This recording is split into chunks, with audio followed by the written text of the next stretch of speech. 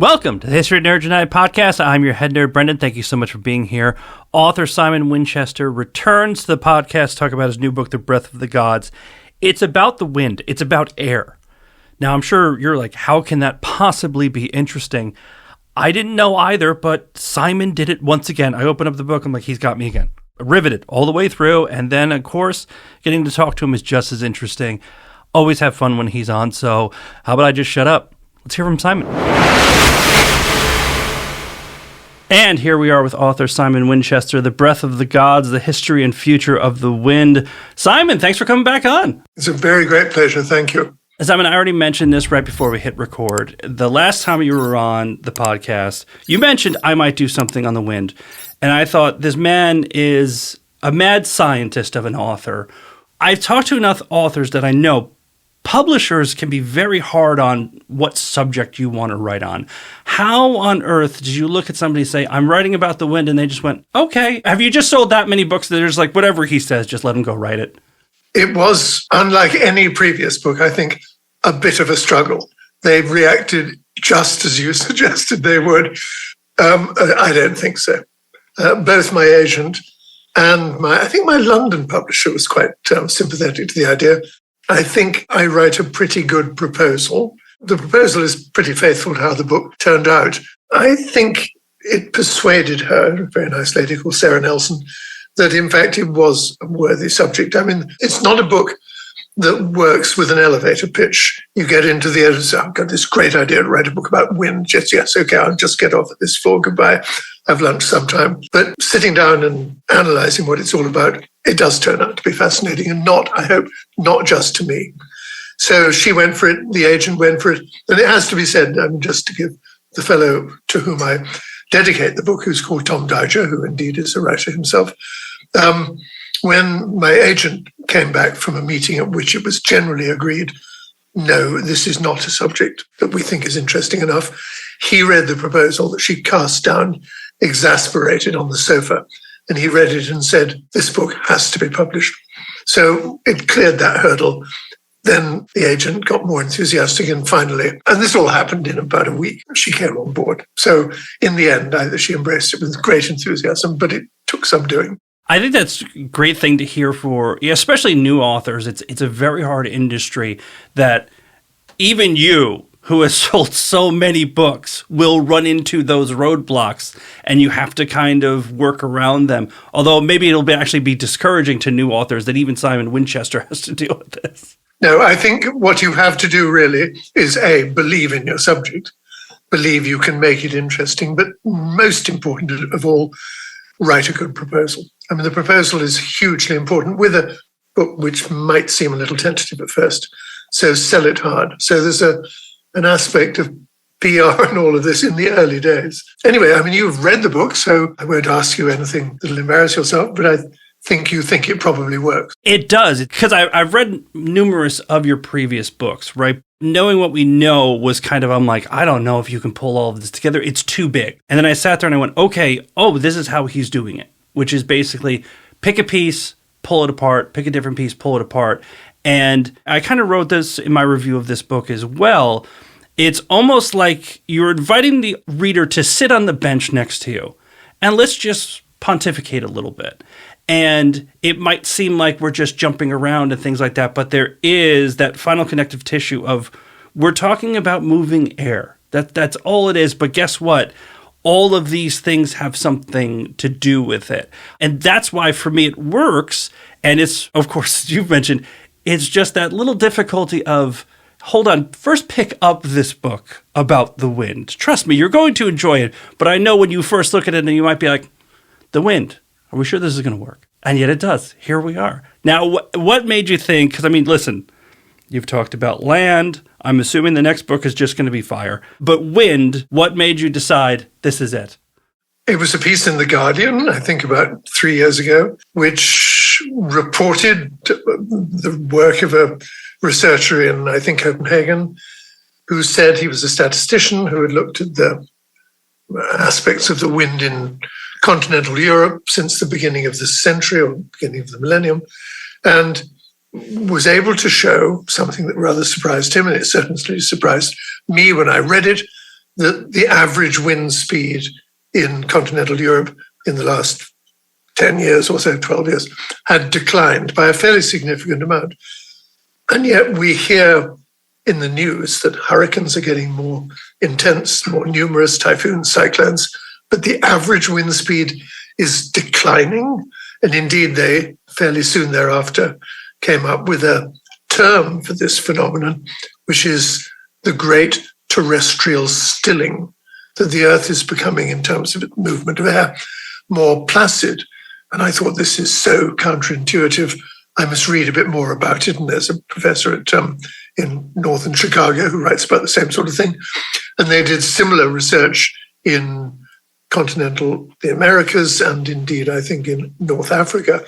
Same thing was happening. And this made me convinced that there was something, not just to write about the stilling, even though that word to me is quite an interesting word, but the wind we know so little about and yet is so important in our lives, invisible, unless something like a tornado where it picks up enough dust that it becomes visible. But it is essential.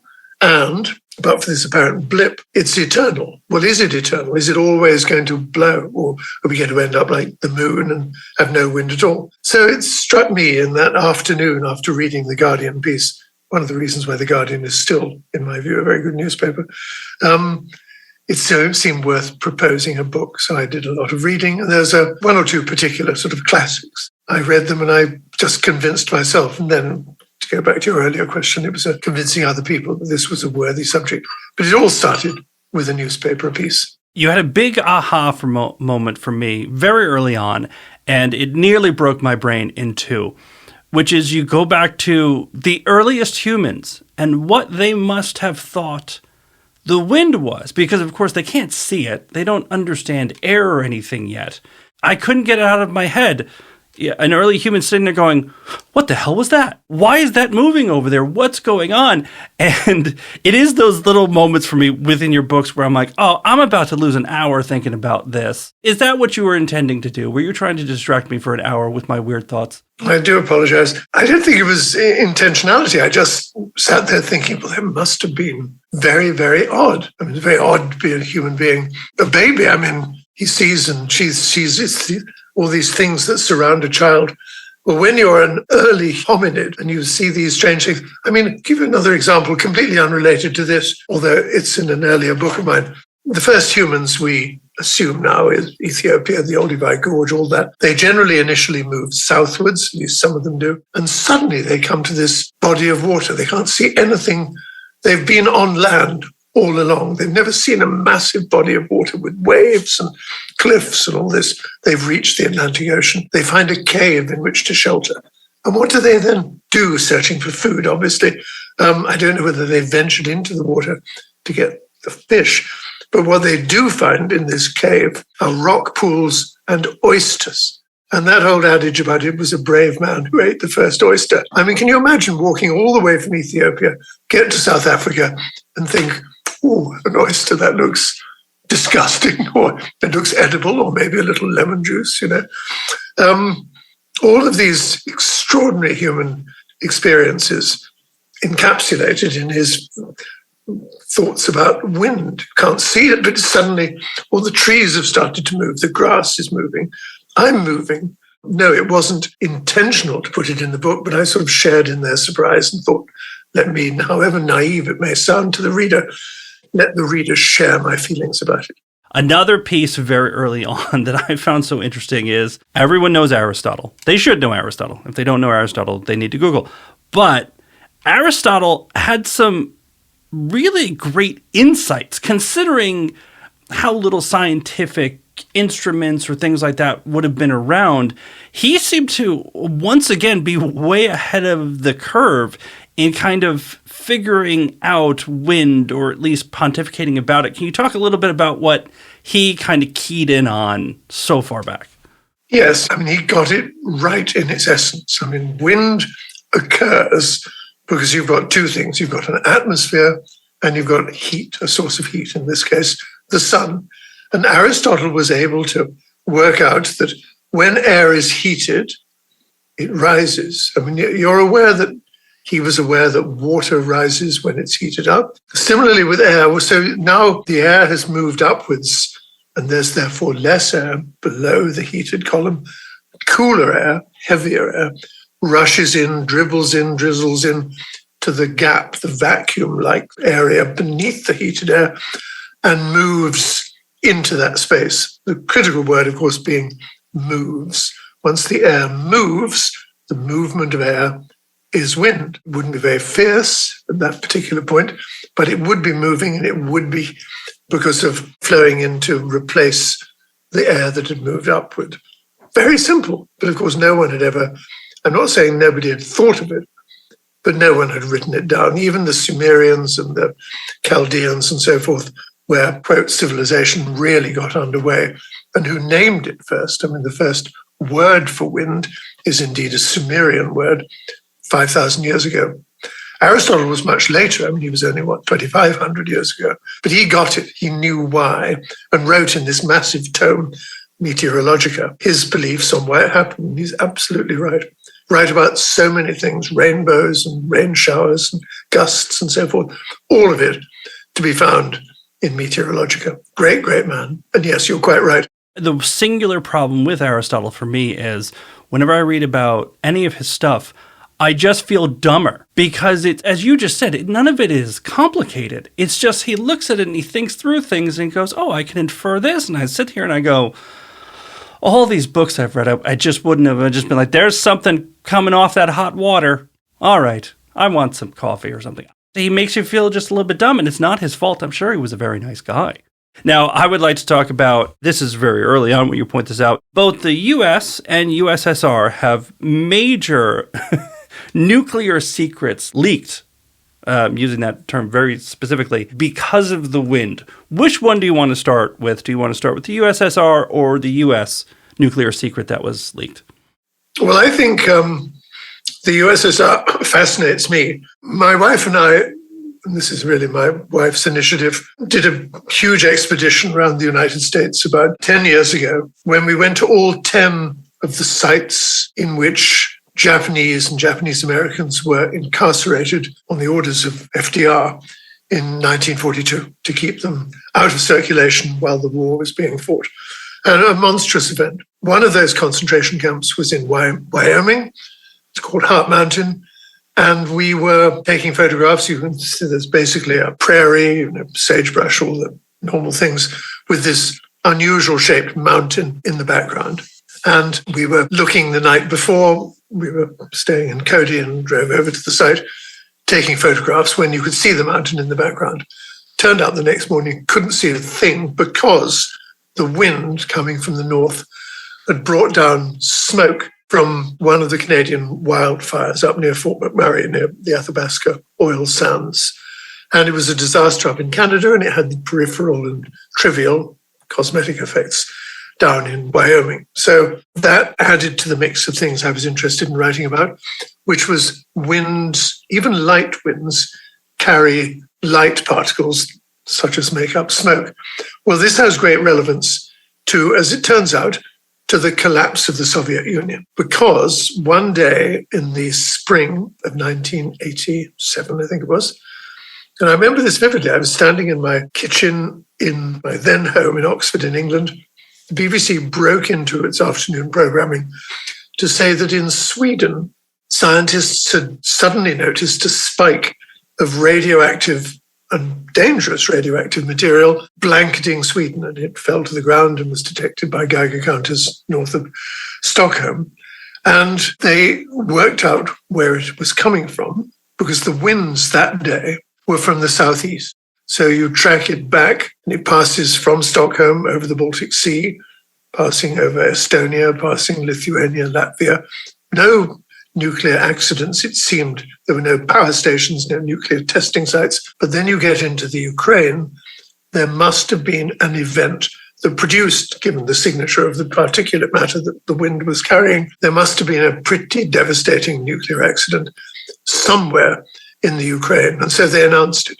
And the BBC picked it up and broadcast it. And then the world went sort of briefly mad because the winds slightly changed and the radioactive cloud moved over Denmark and then over North Germany and Poland, came to southern England, government stopped children drinking milk, and we're suggesting you don't spend too much time outside because this was dangerous material. Moscow said nothing. This was at the height of Soviet communism, and so whoever was in power in those days would not admit to any problem whatsoever.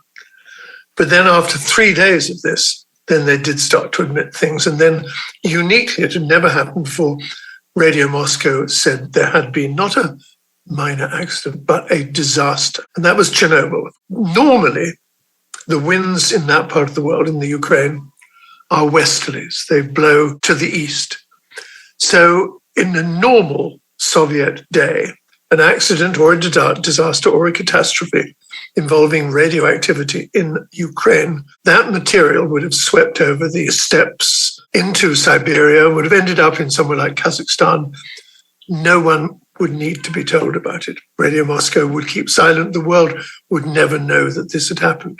But because of the vagaries of the wind, the Swedes picked it up, and then it became public throughout the world, but also it became public in the Soviet Union itself. And people were then aware of evacuations and deaths and the likelihood of a China syndrome meltdown. And it destabilized the Kremlin. Briefly, it was knocked off balance.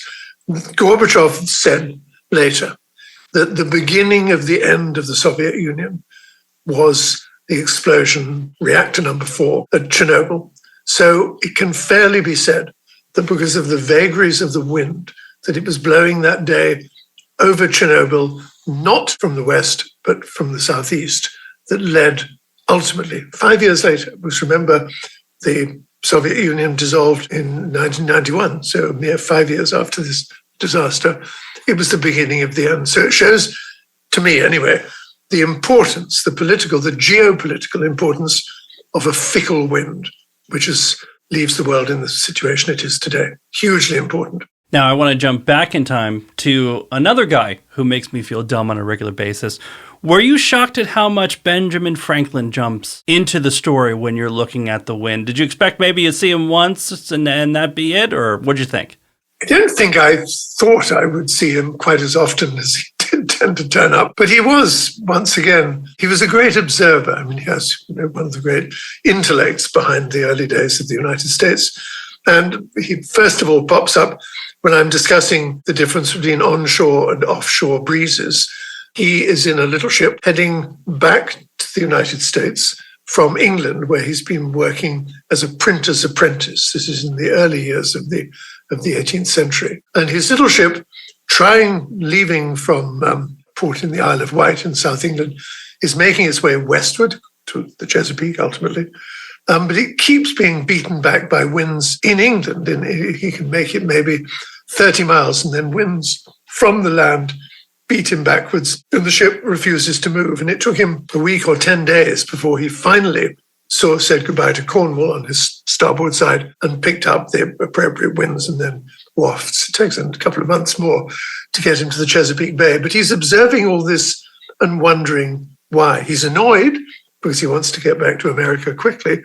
But what are onshore and what are offshore winds, and why do they blow as they blow? So the inquiring mind of this remarkable figure, polymath, was hard at work. He next appears in the book when he's even more inquiring, and that's when he's living a respectable but intellectually very active life in Philadelphia, and he wants to know the connection between thunderstorms, lightning, and electricity. And there's a very famous picture, which you can go and see in the Philadelphia Art Museum by Benjamin West, painted about half a century later, of him assisted by his son, I believe. They're waiting for a thunderstorm. One occurs. He has a kite, because he's very interested in the aerodynamics of kites. He takes it out into a local square. He launches it into the sky, and with his son and himself, launches this kite into a thunderstorm that's raging in the hope that the electricity that's exemplified by a lightning bolt, he will pick it up on the strings that fall from the kite to his hand. He has a very large iron key swinging from the kite string. And if, as he thinks might be possible, that the lightning hits the kite, the electricity, if it is electricity, he doesn't know, but he thinks it must be, travels down the now dampened kite string, down into the key, and a spark can develop at the tip of the key, and he'll capture it in what's called a Leyden jar, store it, put the lid on it, take it back to his little house not 200 yards away, and see if it is indeed the electricity he supposes it to be. Now, I'd like to talk about my favorite part of the book. This man is very often ignored by history. My namesake, the man that I was named after, St. Brendan the Navigator, you actually talk about him. Can you please explain, if we ignore all the hard evidence to the contrary, of which there is much, can you please explain how he was actually the first European to discover America? Well, I may have slightly misstated it. Depends what you call America. He saw the seas off Greenland, which, after having been to Iceland from Ireland in this little boat, which was copied, structurally exactly copied, a few years ago by an English, or actually an Irish explorer who decided to recreate the Brendan voyage. However, my claim about who was the first European to settle in the Americas in the strict sense, I would deny your namesake's claim to being the first. The first was a Norwegian, Leif Erikson, and he, doing much the same journey, except going from Norway to the Faroes to Iceland to Greenland and then further west, he did fetch up and indeed built a settlement and stayed for 3 or 4 years in the northern part of Newfoundland, at the Bay of the Jellyfish, L'Anse-aux-Meadows it's called. And the site was discovered only in the 1960s. It's incontrovertible that the first European to settle in North America was Leif Erikson. Not only did he settle there, build a settlement, had a shipbuilding or a boat building yard there. He repaired iron barrels and stanchions and things like that, but also took time to father a child there. And he was called Snorri Thorfinnsson. So the first European child to be born in North America, born in 1001 AD, 491 years before Columbus, who never set foot in North America. He merely saw and stepped onto the island, Hispaniola, has no legitimate claim at all, in my view. Well, Simon, I absolutely hear your evidence. I'm going to just choose to ignore it, and I'm going to tell everyone that you signed off. I'm just going to quote you wherever I can. You're just going to have to put in a whole bunch of requests and complaints. I'm just going to say, this is what Simon told me. My mom told me when I asked who I was named after that St. Brendan discovered America, and Simon Winchester said she was absolutely correct. There's nothing we can do about it. It's the historical record now. Moving on, I think this one is another one of those aspects of history that sounds made up. Now, a lot of people, when they hear the word kamikaze, they think immediately World War II, suicidal Japanese pilots. But that word is actually much older. Can you talk about the advent of that word, what it meant and what it's attached to? 13th century, Kublai Khan, stately pleasure dome decreed and everything, a wonderful, wonderful Mongol ruler of China in the 13th century, decided to spread his wings. He'd already taken Korea, have a go at Japan, and he tried twice. 1247, I think, and 1262. Those were the approximate dates anyway. Huge fleets assembled, huge, 9,000 soldiers and so forth embarked on boats largely built in Korea, sped eastward to Japan over what is generally called the Sea of Japan, but which the Koreans call the East Sea. So there's continuing controversy about the naming there. They indeed, the samurai, quite reasonably set up defensive positions and tried to beat off the invaders who landed. But while they were ashore, a huge storm blew up and messengers were sent to the soldiers who were on land saying, come back, because otherwise you're going to be left without any means of getting back to Korea, back to China. And most of them did get back, but their ships were wrecked in the storm. And so of the 9,000 that were sent out, something like 7,000 died. It was a catastrophe from the Chinese, from the Mongol, from the Korean point of view. And of course, the Japanese thought this is God at work, because back in those days, all over the world, not just in Japan, the link between deities and the wind was very powerful. So Kamikaze, the wind of God, was the name given to this divine wind that had scattered the Mongol fleet. And it didn't just do it once, because when 12 or so years later, Kublai Khan decided with a more modern fleet, with better built boats and so forth, and better navigation, but not apparently better weather forecasting, to try again about 50 miles away from the first landing spot. And this time, the Japanese put up a pretty good fight anyway in the bay, so the Chinese had a bloodied nose when a second wind blew up and devastated the fleet, caused many, many more casualties, and sent the survivors, including Kublai Khan himself, scuttling back to China. So once again, the Japanese were able to say, because it was caused by the wind, that this was the wind of the gods. So the name kamikaze is honored in Japanese history because it saved the country. Sticking with World War II, I'd like to get a little personal with you for a second, because a weather report was extremely important, specifically for your father, but for a whole bunch of other Allied soldiers. Can you talk about the wind and D-Day and a little bit about your father's experience?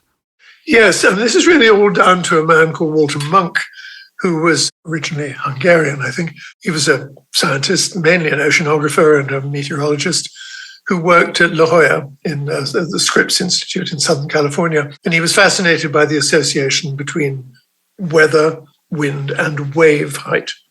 And there's a very famous paper published in the 1942, I think it is, about the correlation between wave height and wind speed.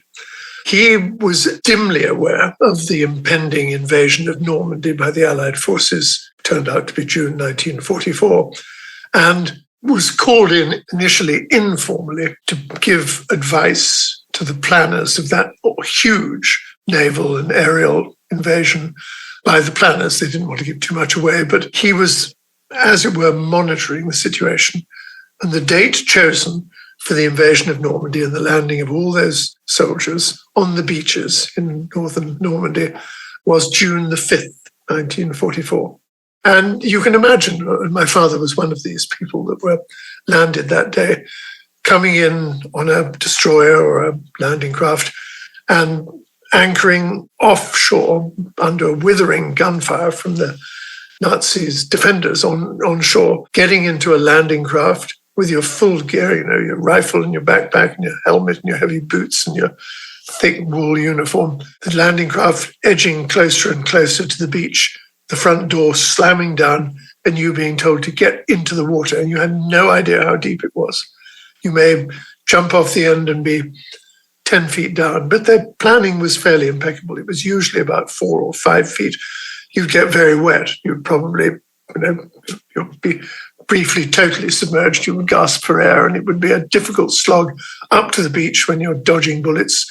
You're wet, you're frightened, and all the rest of it. It was important to know how high those waves were going to be on D-Day. Well, over in California, Walter Munk said, no, do not start the operation on the 5th. There's a big storm up on Baffin Island in northern Canada. It's bearing down on you. You can't do it on the 5th. There'll be maybe a 6-hour envelope when the winds will lessen and the waves will lessen on the 6th of June. And Eisenhower, who was the supreme commander of Allied forces and therefore the principal organizer, accepted Walter Monk's advice, changed it from the 5th to the 6th. And the operation went ahead as planned. And of course, it was a tremendous success. I mean, one of the great military operations in world history. A lot of casualties. My father was not. He got off and he got onto the beach. He didn't drown. However, it didn't do him much good because 3 days later he was captured by the Nazis and taken off to a prisoner of war camp in Braunschweig in eastern Germany, where he spent the rest of the war until he was liberated by the Americans in March 1945. But the Americans never would have got there had they landed on the 5th of June. That would have been a debacle. But Walter Munk saved the day and has since come to be known as the man who delayed D-Day. Well, what I love is that when it's really mattered to humankind, that meteorologists can get the weather correctly.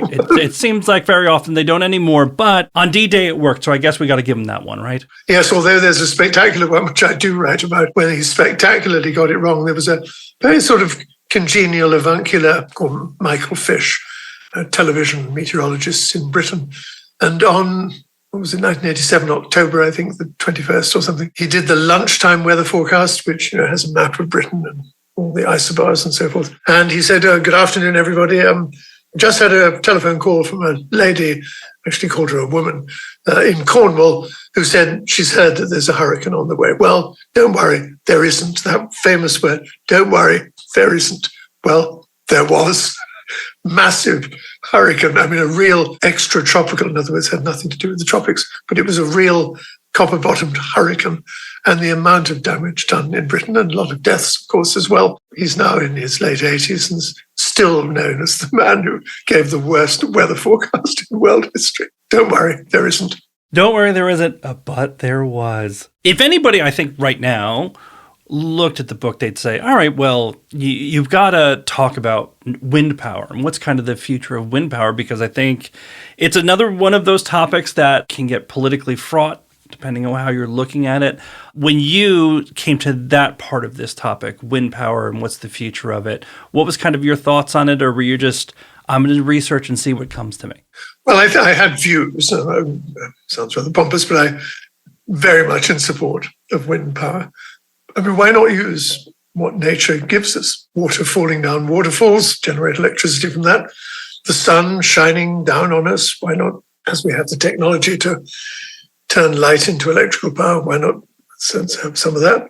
And wind. I mean, ever since Michael Faraday showed by rotating a copper coil between poles of a magnet, electrons will move through wires, and that is, of course, electricity. And that was the beginning of the 19th century. You can rotate something and generate electricity. So, said this professor at university now in Glasgow, or James Blythe, 1887, he said, well, why can't we get the wind to rotate a spindle and turn a coil between the poles of a magnet? So he did. He invented one. He had a little holiday cottage in a place called Marykirk on the Aberdeenshire coast, where there was a huge amount of wind from the North Sea. And he built one. It was a pretty ugly contraption. It had sails like a windmill does, only he built it with the spindle vertical rather than a windmill, which is horizontal, attached it to a dynamo on Faraday's principles. And the electricity, it generated heaps of electricity. He stored it in what were then called accumulators, which was what we today call a battery. And then, because Edison had just invented the electric light, and he had lots of them, he illuminated every room in his house, and he could read in bed and do all sorts of things which were very well nigh impossible before electricity, and they were effectively free.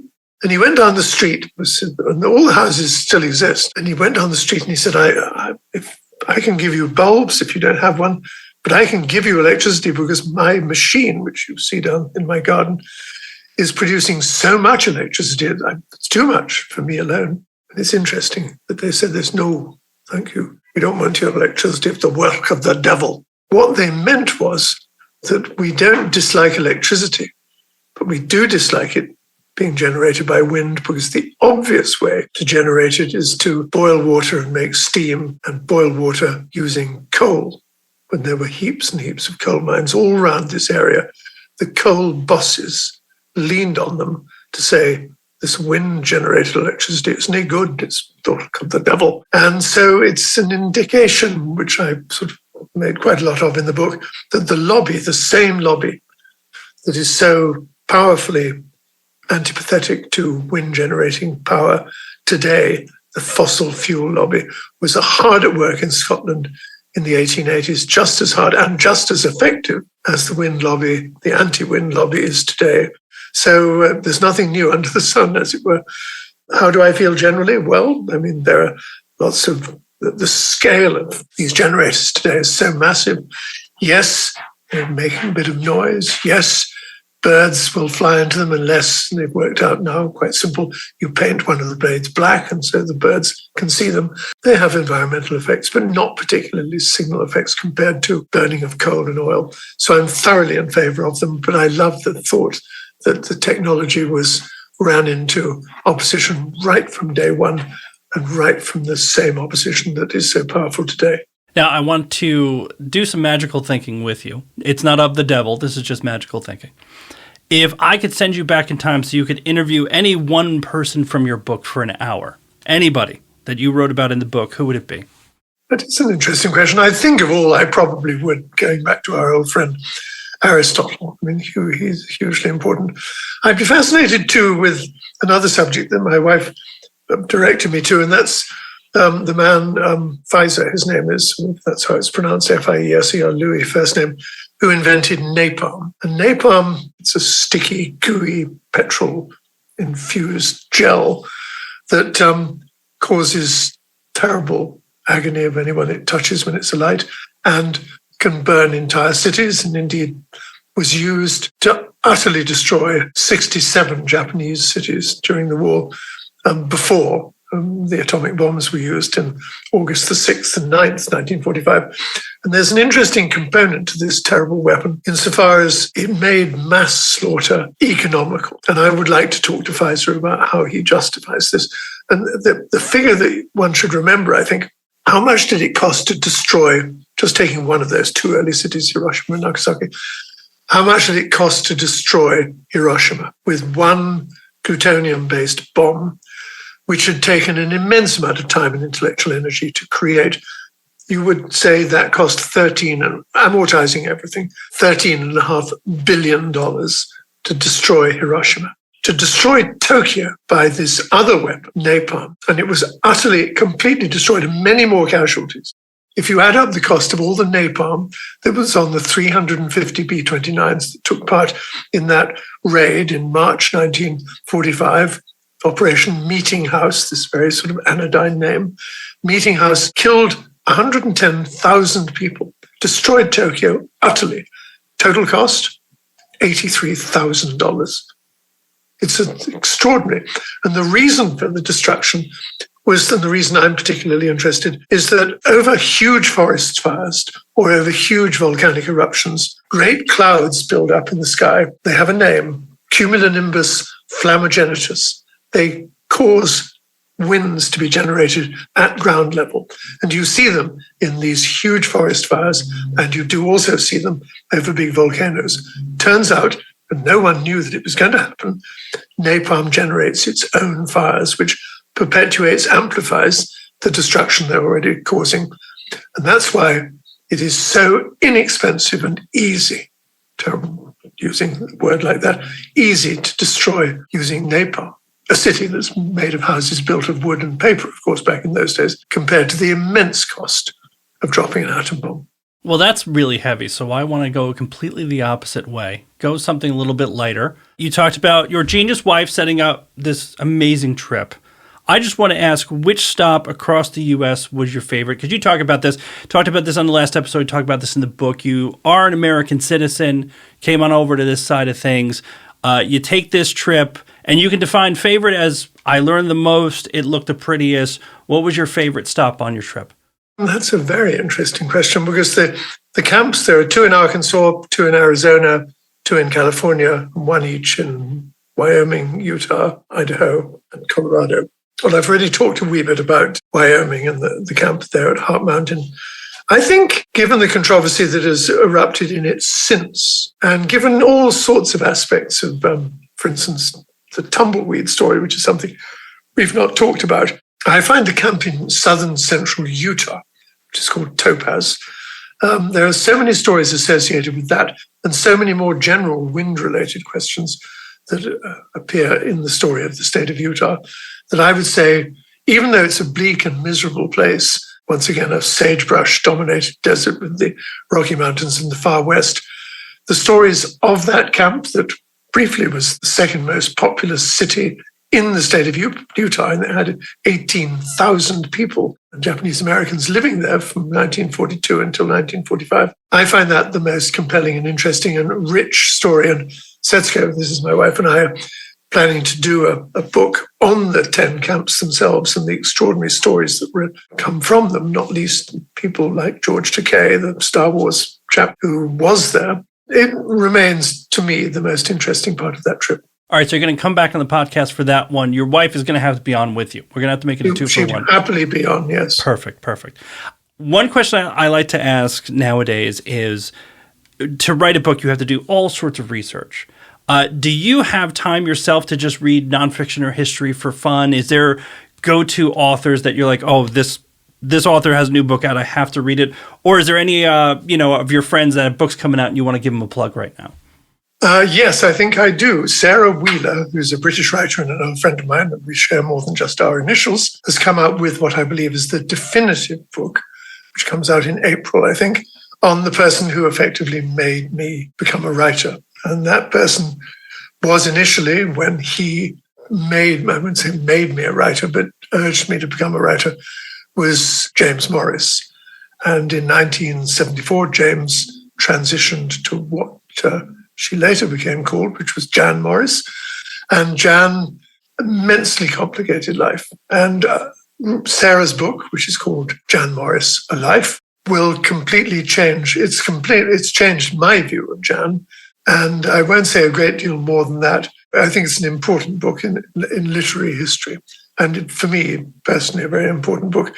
So I've read The Early Galleys. It's been a difficult book for her to publish because some of the things she reveals in it were very tricky for the surviving family, one of whom lives in Canada, one of whom lives in North Wales, to stomach. But the book is coming out, and I think it'll be, I'm not sure enjoyable, but well worth reading. Otherwise, I'm reading very slowly, painstakingly, but loving every minute of it, The Magic Mountain by Thomas Mann, which will take me probably until early next year to complete, but I'm loving it. Fiction, please note. Yes, it's okay. We allow people to suggest fiction on here. I mean, we don't love it, but we allow it. The book is fantastic. I knew it would be, but there are people out there who are like, history, it's about the wind. We know that they just haven't realized how awesome this is yet. But if I sat one of those people in front of you and said, hey, history was a class I took in high school. I don't want to read about it in my spare time. Why should I read The Breath of the Gods? What would you say? Well, I should say that at school, the only subject I failed in O-level, which is a part of the structure of English schooling, the only subject I failed at the 11 I took was history. And I became interested in history only as an adult, and largely because I was a geologist, which is, of course, history on a rather longer timescale than most human history. But to me, this is the most human of stories, and yet it encompasses both nature and the human experience. And although I was not dubious right from the start that I could make this into an interesting book, the more I got into it, the more fascinated I was. And you, dear reader, I'm fairly certain, dip your toe in the water and you'll jump in. Hey, Mum, the water's lovely. Come on in. Simon, couldn't agree more. Thank you so much for coming on and talk about it. Thank you so much. And that's it for this episode. Simon, thank you so much for coming on The Breath of the Gods. He knocks it out of the park again. What do you want me to tell you? In the meantime, hit us up Twitter, Instagram, Facebook. Don't forget the YouTube channel. Until next time, nerds, stay cool.